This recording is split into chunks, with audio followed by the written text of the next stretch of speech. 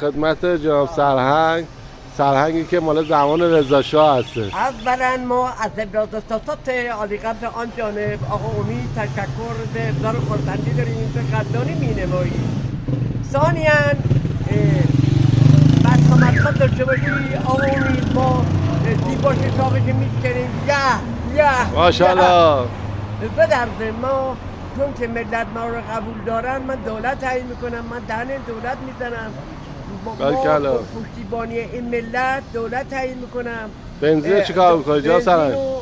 بنزین اگه توانستم میارم پایین، فعلا نتوانستم همون 6500 میمونه.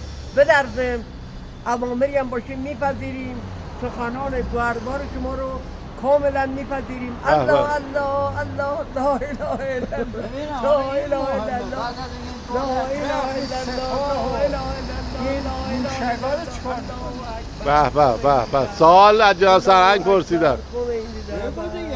جناب سرهنگ، جمهوری اسلامی رو ما قبول داریم. جمهوری اسلامی خودش گل، عمرش گل نیست. اوامر دیگه هم باشیم میپذیریم. به ایران، ما باغ ایران را گلیم، ایران گل و ما بلبلیم، ما غنچه های نورسیم، گلهای بیخار و خسیم. ما را در ایران زایدن شیر محبت دادن، او در وجود آوردمان، در دامنش بردمان. باغ جهان ایران ما، جهان زندان ما، گهوار جنبان همه بوجه سوماز جان ما. جمهوری اسلامی قلب ماست، اوامر دیگه نیست. به جناب سرهنگ یه دست تکون بده واسه مردم. ماشاءالله.